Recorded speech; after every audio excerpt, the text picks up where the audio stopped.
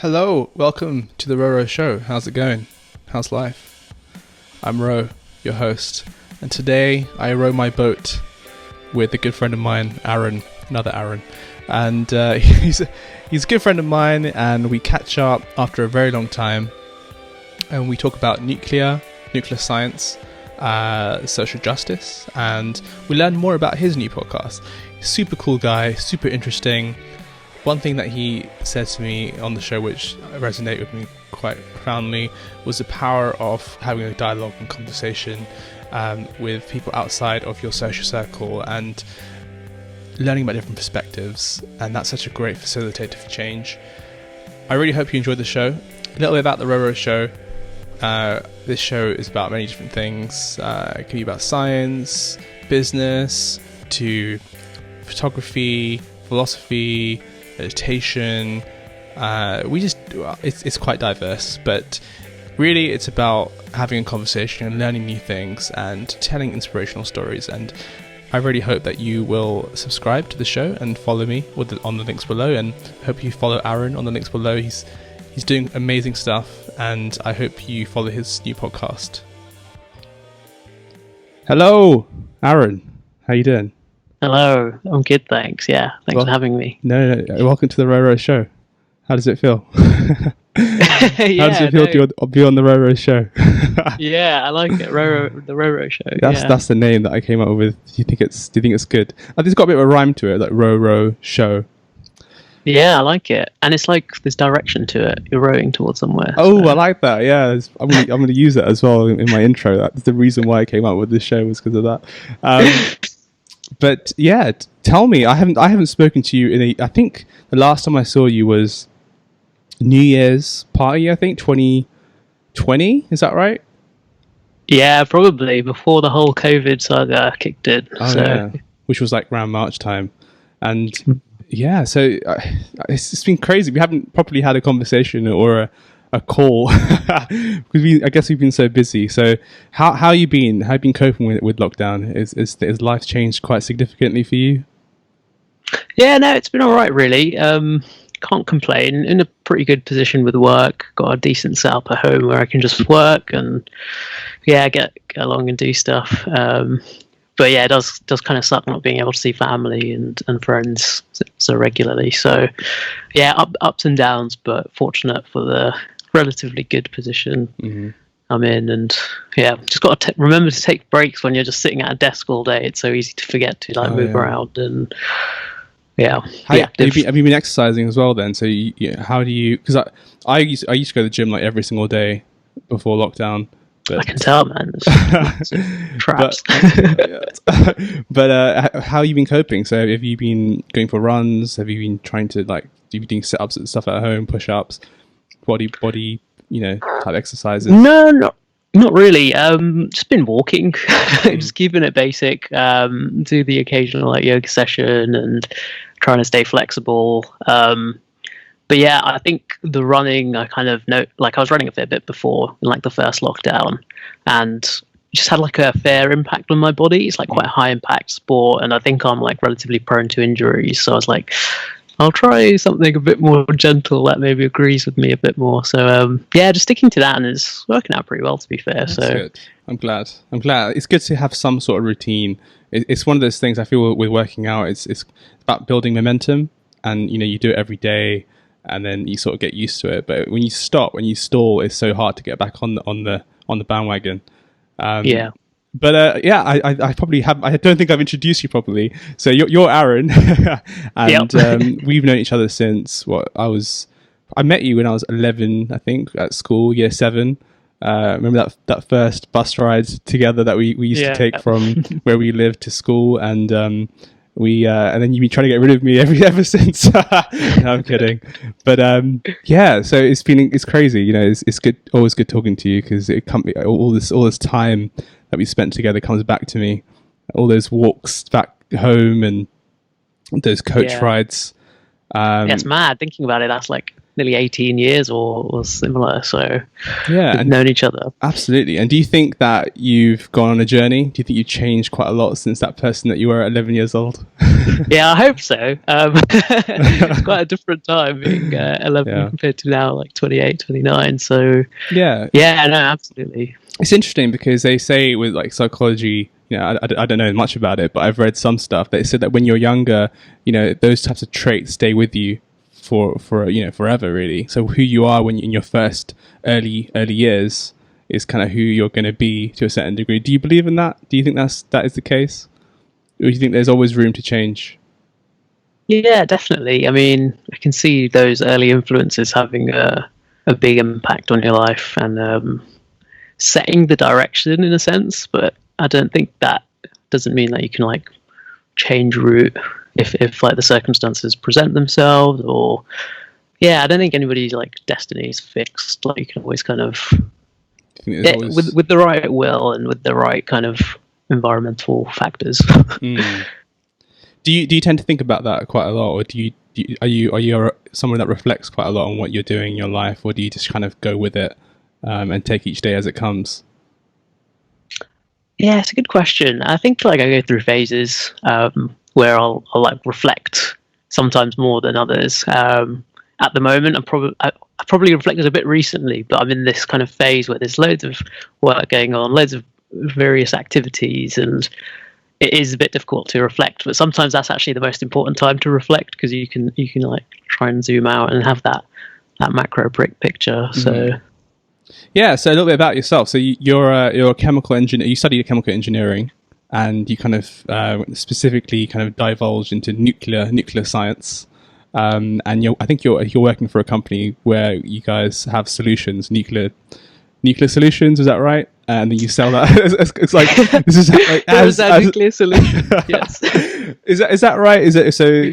Tell me, what do you do in your day to day? Because I find it pretty puzzling to tell me if you were to. Yeah, sure. So, I mean, I think it's quite interesting. So, I did chemical engineering, then did a master's in nuclear engineering, and have ended up at this company called Magnox, which is a decommissioning company. So, what Magnox actually means is there's 10 Magnox reactor sites across the UK, which essentially it stands for magnesium no oxidation.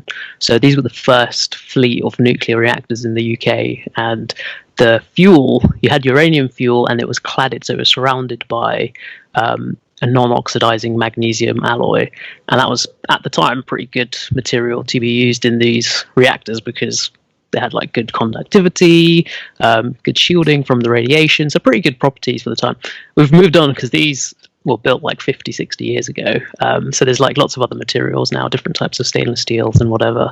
But that's why it's called Magnox. And the last reactor in, I think it was North Wales, Wilver, was shut down in, I'm going to forget the net year, it's either 2013 or 2015. And that's been defueled, so all the spent fuel was taken out. And we've got these 10 reactor sites plus 2 research sites in Reading, one in Harwell, Reading, near the science campus, and one in Winfrith in Dorset. So altogether, the company owns these 12 existing legacy nuclear sites.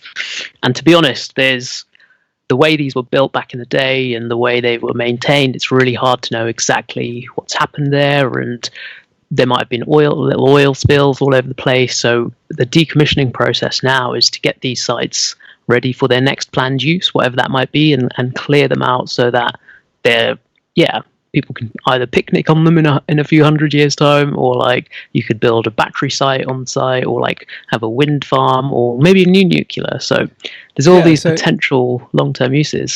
So let's go back to basics. So what is a reactor and why are they being decommissioned? And is that what you're doing? Is that your role is to help implement a process to decommission these reactors? Yeah, exactly. So my day-to-day is planning for the next 100 years or so to see how we deconstruct these reactors and get them down to what we call the final site clearance. So after everything is de-risked, you've taken all the stuff away and you've like decontaminated everything, and you can get it for whatever that next planned use will be. But yeah, these nuclear reactors, like most of them operated for like 40 plus years. They often had like a design life of like 20 something years, so they like far exceeded what they were supposed to do, which I always think is pretty cool. But yeah, so they generated loads of electricity during their life, low carbon electricity, and now they need to be shut down. I mean, do you want me to go into any specific part of how they operated? Because I could talk about it for days. Well, I just want to understand, why has there been a delay? Why are these reactors, they're really old and they should be decommissioned 20 years prior to this? Why is it happening so late? And what are the benefits of these new? I assume there'll be new reactors that will be built, right? Is that correct? Yeah. So there's a new reactor currently being built in, just west of Bristol at Hinkley Point. So Hinkley Point C, you've probably seen it in the news for being like one of the most expensive projects in Europe and biggest projects in Europe, but much needed project. So these new plants will be like size-wise, similar size, but produce like 10 times the amount of electricity as these old Magnox stations. And Hinkley's quite an interesting site because you've got three generations of different reactors. So you've got Hinkley A, which is a Magnox reactor. You've got Hinkley B, which is an advanced gas-cooled reactor, which is still operating to this day by EDF. And now Hinkley C, which is being built. So to the question of like why the delays for decommissioning, it's probably like a two-part answer. First part is always going to be politics, politics and money. So when they were shut down, they realized that, okay, we're going to have to clean this up. There are a fair few risks in there. How do we do that? The way these like electricity generating stations were set up, it was not very clear back in the day. So now they're publicly owned to be decommissioned. So it needs to come out of public taxpayers' money through the Nuclear Decommissioning Authority, the NDA, who kind of gets £3 billion a year from government for various sites in the UK. And yeah, just as with everything, they kind of need to make the case to the central government, to Treasury, to say, look, we need this much money to do this amount of work. Otherwise, these are the potential consequences. This is what could happen if we don't do that. Do you think at this stage it's a necessity to decommission these and move? Do you think, do you think they could be more proactive with it? I know obviously at the moment there's lots going on with, climate change and lots of initiatives out there to try to make people aware of it. Do you think that's brought on a change as well? Do you think people are becoming sort of accepting the benefits of nuclear more and wanting to use that as a sort of main fuel source?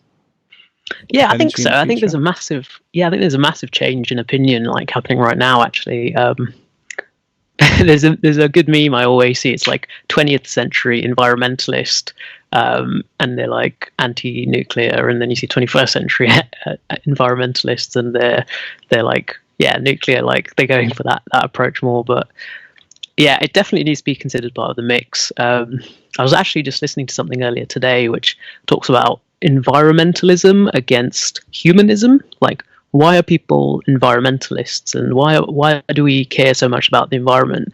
And ultimately it's like, okay, like we care for animals and our planet, but ultimately we care for humans. We're doing that to benefit our own long-term health and well-being. So really we should be being like humanists, with the byproduct, like humans thrive on like clean air and clean spaces and green spaces. It's good for your like well-being. So a byproduct is a good environment, but we should really be focused on like creating a clean world for ourselves. And a lot of the green movement, unfortunately, like the extreme left green movement, talks about reducing energy usage, and I think there's 100% Green Party renewables plan, and a part of that plan is the only way to get to 100% renewables, unfortunately, is to decrease our energy consumption by 60%. And in a world where you've got 1 billion people in poverty and that are like, need to come out of poverty to have like good life, you can't be asking them to reduce their energy usage. Yeah. So what you're saying is unrealistic to say that our energy consumption is going to go down. So we need to come up with solutions to actually exactly. And so what was, when you studied chemical engineering, what made you want to go into nuclear? What was like, oh, this is the future, this is what I want to do? What was the moment where you're like, actually there is so much power here with nuclear and I want to get into that? Yeah, no, that's a really good question. It makes me reflect a bit, because I think like whenever I was in chemical engineering, I kind of just fell into it actually. But in the back of my head, I always wanted to build and design wind turbines. And, Well, since you were like 4 years old, you were like, okay, maybe not 4. Yeah. No, maybe since I was like mid-teens or like late teens, I was like, wind turbines pretty cool, like green technology, like renewable. It has to be good. But the one benefit of chemical engineering was we had a module in our final year which was about nuclear tech, and I was always interested in fusion, like as a lot of people are. They're like this unobtainable, like infinite supply of energy source, and I was like, once we can do fusion, like we'll be fine. And we did a module, and there was a bit of fusion and there was a bit of fission in there, and I was just like fascinated by it, and I actually ended up researching like atomic weapons and stuff, because it's like a thermonuclear weapon, so there's fission and fusion, and I was just like fascinated by it all. But then, yeah, I ended up going into this master's after like having that one module on nuclear. I did a whole master's on nuclear, and then I literally did it for the fusion, and like we were going to have a 1 week course on fusion, and I remember looking forward to it loads. But I think after the second day of our introductory week, it was really full on, and we learned so much about just general fission. And this whole time I'd been looking at fusion as this answer, and just like a little bit of learning about fission. So I was looking towards fusion, but just a couple of days of learning about fission, which is what we have already, I was like, we don't really need fusion. We've actually got this endless supply of like very clean energy already. And I think the waste issue was always in my head, but when you compare it to all the other issues and the key like net benefits, it's really uncomparable. And we've had it for like 40 years. We know how to do it, and if we were serious about climate change, you'd just commit to that and build what we know, rather than another 30 years of fusion research. Yeah. Do you think it's important for people to be quite bold and experiment and look at different options? Because as you said, this technology has been around for so long. Why is it now that people are waking up to these ideas? Is there a certain kind of mindset that you need to have for good change, a big change in the future? Yeah, that's a good question. I don't think you need a certain mindset. I think because from what I remember, talking to you in the past, I always you're you're technical, you understand things really, really well, but at the same time you're quite creative in the sense that you think about how this can be used in a particular way. I don't really see that. I don't know many people that do that quite a lot. Like, you're able to look at concepts that are very, very complex and actually bring it into the real world. And actually, another thing which is really good about you is you're able to put it in simple language, so simpletons like myself can understand some of the lingo and what's going on in the world. Well, I think that's one of the big issues in nuclear is like pretty poor science communication. The industry has like failed to communicate the benefits it's had in the last like 40 years, and being mostly state run globally because of the scale you need to build nuclear at, you normally communicate things to the government so that they do stuff. But if the government's already doing it, then why would you need to communicate anything, if that makes sense? But then like things have changed in the last 20 years and 30 years since those big accidents like Chernobyl, and Fukushima wasn't actually as big an accident as people think, but it's shifted that public perception, which is why I think we need to have those conversations around it more than ever. I mean, are there risks, or those risks can be mitigated with better technology? Do you think that using nuclear as a source is inevitable? You think it's inevitable, firstly, because it's you need it to sustain the human population. But are there new technology to mitigate those risks that were there previously? Yeah, and they're already employed. Like, there's a great new video by this group on YouTube called Kurzgesagt, and they've got one on like how many people did nuclear actually kill, which just came out recently. And when you look at the numbers, yes, nuclear's killed people, but mining for elements for solar panels kills people every day. Wind turbine construction kills people. But in the grand scheme of things, all of those are very insignificant when you compare them to the deaths from fossil fuels. So even in Chernobyl, I think about between 30 to 50 people died from the accident. And the upper limits of potential early deaths from radiation are about 4,000, which is a fair amount when you think about it. But in reality, compared to how much energy has been generated, the deaths per unit energy, still coupling in all those risks and using the most conservative estimates, are like still very small compared to like fossil fuels, and comparable with wind and solar, and still much better than hydro because of, I think actually just this morning, I read a news article about this dam in Asia somewhere that broke under floods, and 150 people have died already. Imagine if that was a nuclear power station. That would be like front page news everywhere in the world. If 150 people didn't even die in Chernobyl. Nobody died of radiation poisoning or acute radiation poisoning from Fukushima. A lot more people died from rushed evacuations. So we really need to kind of rein in what we think about radiation, and because you can't see it, it's really frightening, but it definitely saves more lives every year from radiation therapies and radioisotopes used in cancer treatments that people just don't even think about, that wouldn't be possible without nuclear. So nuclear hits a lot more of the like United Nations Sustainable Development Goals as well as clean energy. So yeah, there's and that's where you really need to start to kind of weigh up the total benefits against the risks. The risks are there and they seem frightening, but in reality they are very, very small, and it's a very well maintained and regulated industry that hopefully that adds some confidence to it. Yeah, I'm feeling a lot more confident now. No, one thing I wanted to ask you actually was with chemical engineers, that want to specialize in a particular field, what would you say to that individual that is looking around for different options? Would you say nuclear is the place to be and is the future, and that's something that you should go towards, should I say? Yeah, I think you should row towards it as fast as possible. Yeah. First listen to the RoRoShow and then row towards it, yeah. No, 100%. It's a growing industry. There's a bit of like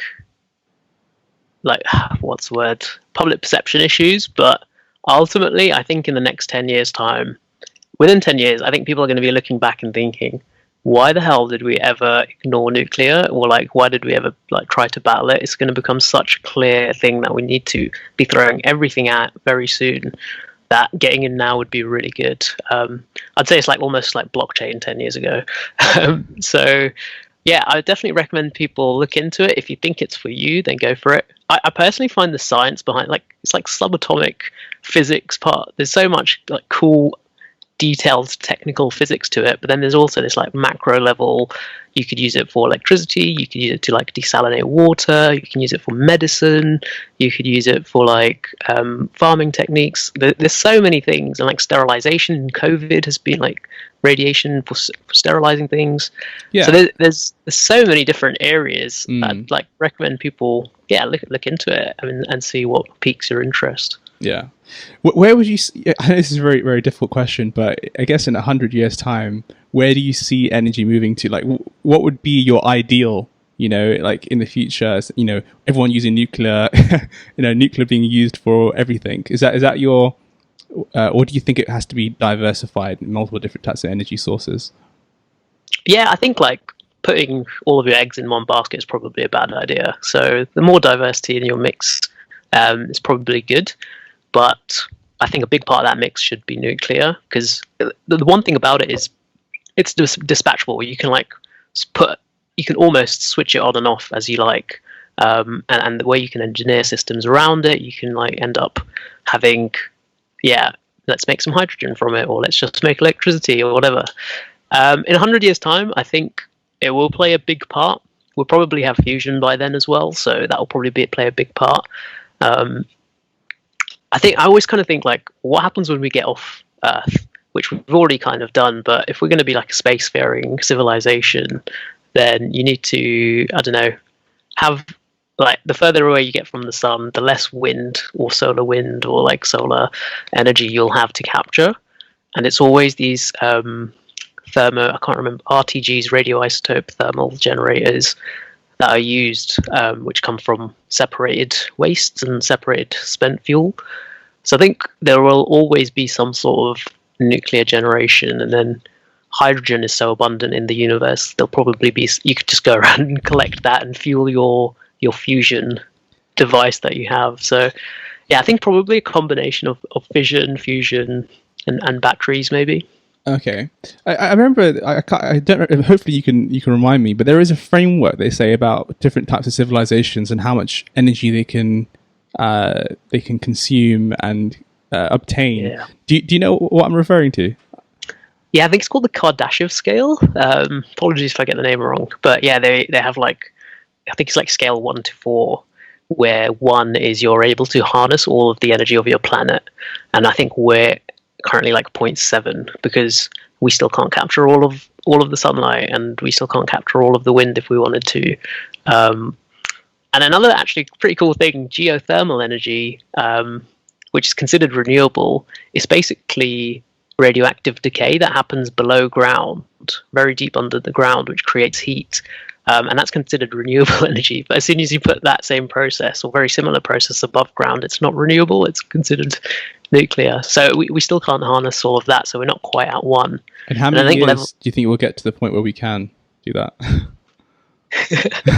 Let me check my calculator. Yeah, I don't know.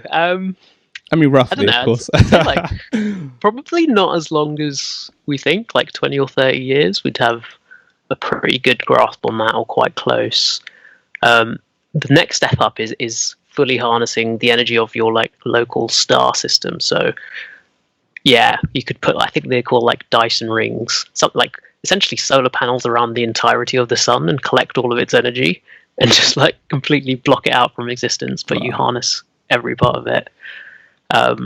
So yeah, that would be another step up. And then I can't remember exactly what, and then I think 3 is going up to like Milky Way or like your galaxy levels, and then there is like a 4 and 5 where 5 becomes you're basically God, and you just are able to manipulate energy and matter throughout the entire universe as you please.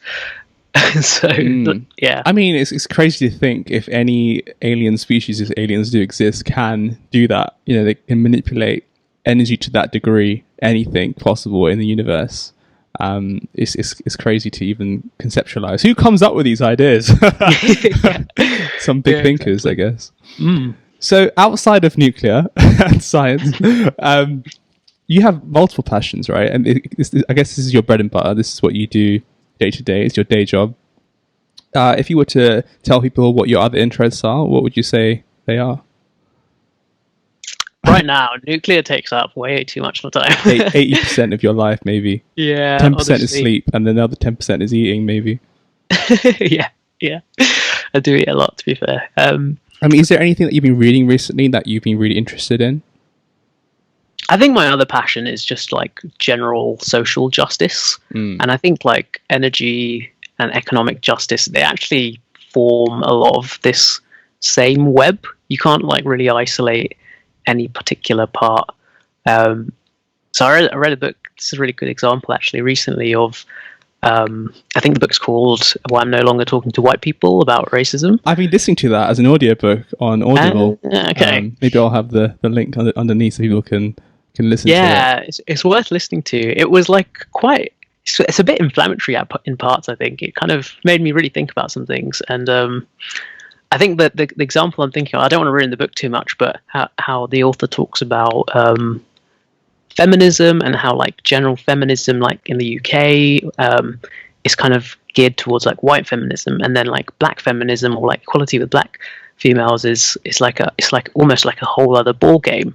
And it just kind of showed that like all of these injustices are linked, and you can't be just fighting for one, if that makes sense. You can't be fighting for, let's say, like energy independence or to bring people out of energy poverty in the global south, like in Asian countries or in African countries, without thinking about the impacts that has on like race inequality and how it affects women, and trying to get them education. So I think it's part of like a much bigger picture actually, which I've recently come to realize. So yeah, I'm quite invested in that whole space and trying to learn as much about it as possible, and thinking about how and for me, like I think my input into the whole sphere is fighting for like nuclear and allowing countries to have energy independence and abundance so that it can help bring people out of poverty and help and thrive. equality. Yeah, exactly, for women and children and education and all that kind of stuff. So,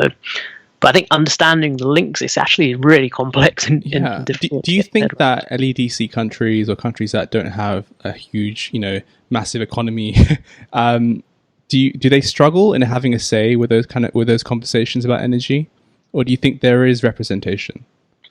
I think there's more representation than ever before, but that's not to say it's in a good place. It's like I don't know if you've read Hans Roslick's book. What's it called? Factfulness, and it's quite a good book about like how the world has progressed and how like things might seem bad and things like definitely aren't great in places, but they're better than they are, and they're better than they were. So like child mortality is like well down in like globally than 30 years ago or 60 years ago, but it doesn't mean it can be improved further. And I think similarly with these countries, again, it's like the global south that will be impacted most by, and like small island states that will be impacted most by climate change.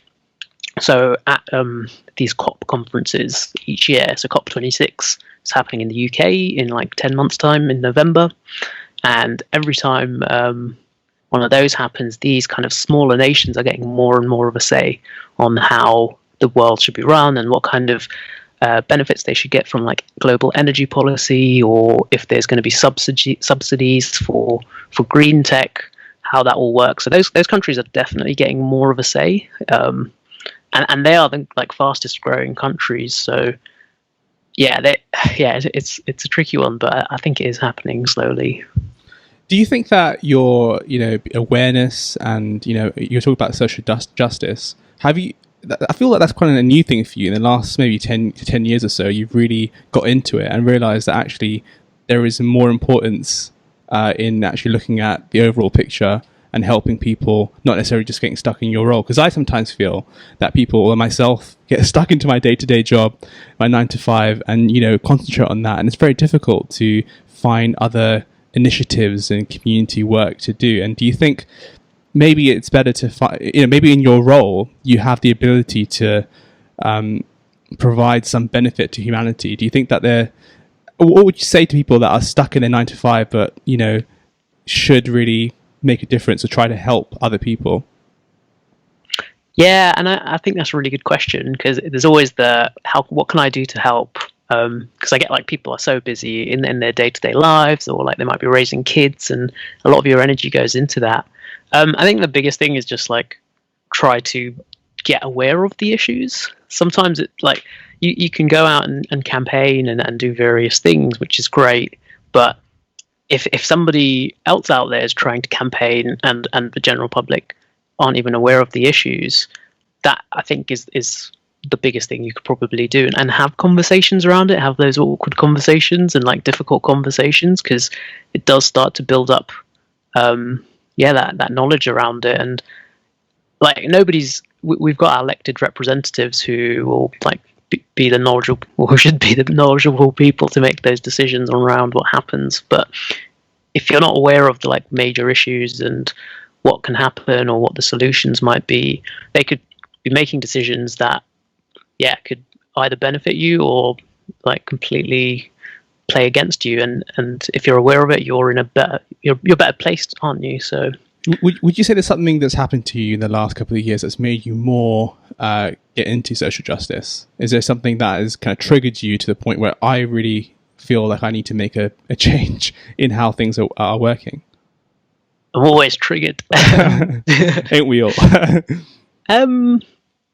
I don't think there was any like one experience, but I think it's actually probably to do with my work again. I've met such like a range of people, and through the grad scheme that I was on and the Magnox sites, they're all like spread out from quite remote areas in like North Wales, all the way to like the Suffolk coast, to like the southern coast, all the way up to like the Scottish and in Scotland. So you meet such a range of people with diverse backgrounds, and you can actually see, like, I've seen firsthand how different people could come from different backgrounds and are affected by like different. Sorry, the upbringing. Yeah, the upbringing, and also like, for example, different attitudes. So with being in those kind of rural areas as well, the sites, there's a lot of like older middle class people that aren't aware of these issues, and there's like a lot of toxic masculinity at times, and then they can be like homophobic attitudes. But then also this like younger generation coming through, I meet people that really affects, and I'm like, oh shit, like I can see kind of both sides, and it's just kind of spurred me on to like, okay, what can I do to like help that? And I've been told I'm like a relatively good communicator, as you've pointed out, but just trying to use that to help use your talents. Yeah, or what I think might be useful. Yeah. So is that what you advise people to do, to connect with others, maybe connect with people that are not necessarily in their social circle? And I think that's a good way to understand and empathize with people, because you can see different points of view and perspectives. 100%. Yeah, I think it's so important, like especially in such a globalized world now. Like the more you learn about other cultures, other perspectives, it just kind of gives you a new outlook as well. So that brings me on to talking about your new podcast, which I've just you just sent me a link a couple of days ago, and I'm yet to listen to the first episode with a mutual friend of ours, Arun, who's going to be on the show as well, who probably has been on the show. We'll find out. Oh, it's secret. But yeah, so what is your motivation to start that? Is it to meet new people and to explore those topics in a bit more detail? Yeah, exactly. I think basically get as many perspectives as possible. Like so many interesting people out there that do like these weird and crazy and wonderful things, and you're just like, yeah. I had a brush in with someone recently, and I was like, I just want to know what you do. Like it sounds so interesting. So yeah, exactly that. Just for my own benefit, really trying to get various perspectives and yeah, that kind of thing. So it's so easy now as well with technology. It's unbelievable in the last 10 years how easy it is to connect with people outside of your social circle, shall I say. Mm-hmm. And do you think that this is going to bring another exponential growth, that people are getting into, talking, having conversations, being able to talk, through these mediums? Do you think that's going to have a significant change in the future? I hope so. There's a lot of challenges there as well, because I think some people can, like, I don't know, what's the word, like recline back into themselves, or just don't want to look outwardly when they're faced with so much opportunity. Sometimes it can be a bit overwhelming. Yeah, exactly. So I think, as a society, we probably need to look more at how we engage those people and what we can do to like be more inclusive. But yeah, it's definitely a step in the right direction, I think, because it'll be easy to talk to people like all over the world. So it really is now, isn't it? Maybe we're at a time where it's sort of still growing and developing. But what I worry about sometimes is these corporations that have so much control over these types of mediums. So, for example, YouTube or even Spotify, the algorithm recognizes what you listen to, and then it shows you more content based on that, and you get stuck in your own echo chamber. And do you have that same concern, or do you think that hopefully there'll be new innovations out there to prevent that? Yeah, and I think I watched this. You might have watched it, the Social Dilemma on Netflix, which and it like really well like shows how you can just get caught up in that echo chamber. But I'm hopeful that, like, especially all the recent political events, that things are changing, and I've heard of policies in the works and legislation in the works to kind of start holding the people that run those pages to account more. So I think it's a really difficult area, because I've heard it described as these companies like Facebook and YouTube, they claim to be like the paper that the news is written on. They're just giving a voice to people who are on their platform, and as such, you can't really sue the people who made the paper for the news company. So I think legislation now is looking at how do you add those accountabilities in for those corporations, because they have such a big like sphere of influence on the world. So you think the solution is governance then, right? So I guess there's two actors. You've got business and commercial innovation that goes on, but you also have the governance and Parliament making laws to try to counteract a lot of the freedom that these companies have. And do you think that that's the balance that you need to have? There needs to be a constant balance between the businesses, capitalism at its finest, and governance and state control. Yeah, definitely. I think there needs to be a better balance, and it comes back to that point about like humanism. I think we need to have like really good objectives and values and goals, because capitalism has been a great thing for like human development, and it's caused so many great things to come out. But then without the right governance, it's so easy to kind of spiral and become bad for us. So how do we maintain those objectives and outputs that we want? So everything, all the governance and all like public private partnerships, I think should have this overarching vision to like enable human well-being and health, or whatever it might be. And as soon as you see things like, I don't know, inciting insurrection on social media, that doesn't align with those values. Like, okay, there's probably a free speech element, but that should kind of be intertwined well enough into that governance that you can do it without lying and causing harm to people. So yeah, I'm not going to pretend like I've got it all worked out and know exactly what it would look like, but I think those visions and like overarching objectives are maybe missing from our countries. So in your opinion, you think that society is improving, right? Is there a positive change, or do you think there's still a lot of darkness in society? There's a lot of negative. Are you an optimist or a pessimist, should I say? Yeah, I'm definitely an eternal optimist, but I'm starting to learn more and more about like the deep-rooted issues that exist, and you can't really ignore them. I think you've got to like face them head on. So whether it's like, I don't know, colonialism, or like the deep-rooted injustices that are from like hundreds and hundreds of years ago, you can't really ignore them. Otherwise, they spill out in these other ways and cause other issues. So I think you can't, whilst things are getting better, you can't ignore everything that's happened, and you need to like, again, have those difficult conversations and bring them up so you can like move on and then do good things. So they need to be addressed. They definitely need to be addressed.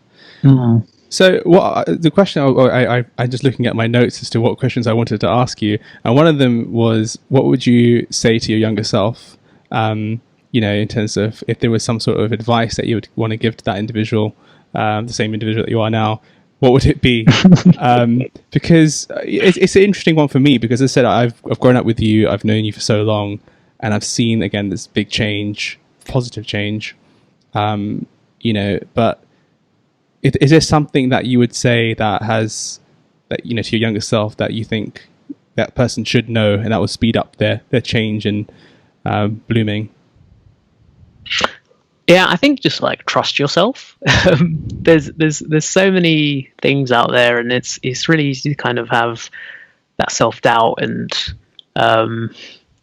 like imposter syndrome, or like you ask yourself like I shouldn't be here or whatever. But and especially like in socializing circles, like as you grow up and go through uni, like I question myself a lot, like, oh, should I be here? Like this doesn't feel right or whatever. But as I've kind of gotten older and gotten more confidence, I think there is the element of like, I think I kind of had it all along, but I was just a little bit afraid to express that, or just, I know it's a really cheesy cop-out answer, but believe in yourself and trust yourself. No, it's a good answer. And so another question I wanted to ask you was about, as an engineer, I think sometimes you can see big systems and processes and how they're kind of structured. And I remember it's quite funny when we have conversations, you talk about efficiency and what the most efficient way of doing things.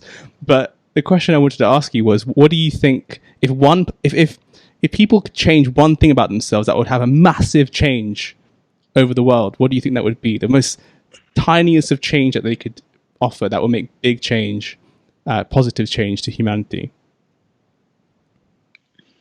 Yeah, I don't know. I don't think there is an easy answer to that, unfortunately. Yeah. I think it goes back to like the awareness thing. Just make yourself aware of what the big issues are, and like what the nuggets of information worth knowing are.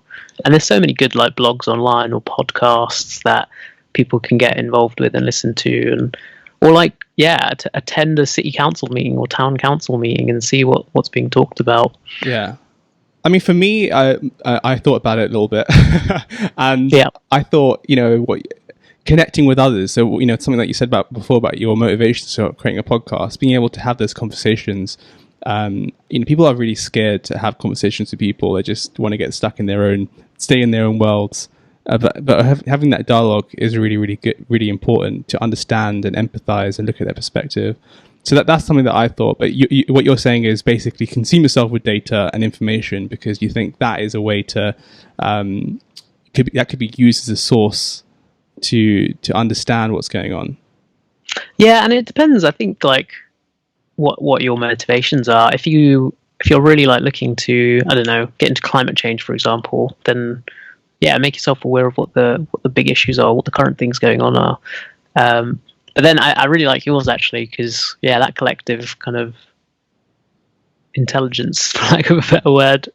So yeah, that kind of just talking to people, getting to know what they're about, and getting out of that echo chamber and people that you disagree with, and having like respectful talks with them about topics that you disagree with is fine. It's like a really good constructive thing you can do. So yeah, can I change my answer to yours? No, I think they're intertwined. I mean, talking to people is the same thing as collecting data and information and having those conversations and understanding, perspectives and stuff. So I think they're both good answers. But I thank you so much, Arun, for your time. I think we went over a little bit, but I'm so always good talking to you. Where could we find more information about you? If if somebody wants to know more information about nuclear, about your podcast. I don't think you've even told the name of your podcast on the show yet. Yeah, I name dropped it a little bit. It's Collective Intelligence on YouTube at the moment. But on Instagram, it's orangutan. Do you have a link tree, or if you could provide any other links? Yeah, will do. Yeah, I'll definitely put them in the bio. But yeah, thank you so much for your time, Arun. Thanks for having me. Hopefully we'll do it again. I want to learn more about nuclear. You'll be my spokesperson for nuclear in the future. Thank you so much. Take care. We'll talk later. Yeah, thanks for having me. Bye. Thank you so much for listening.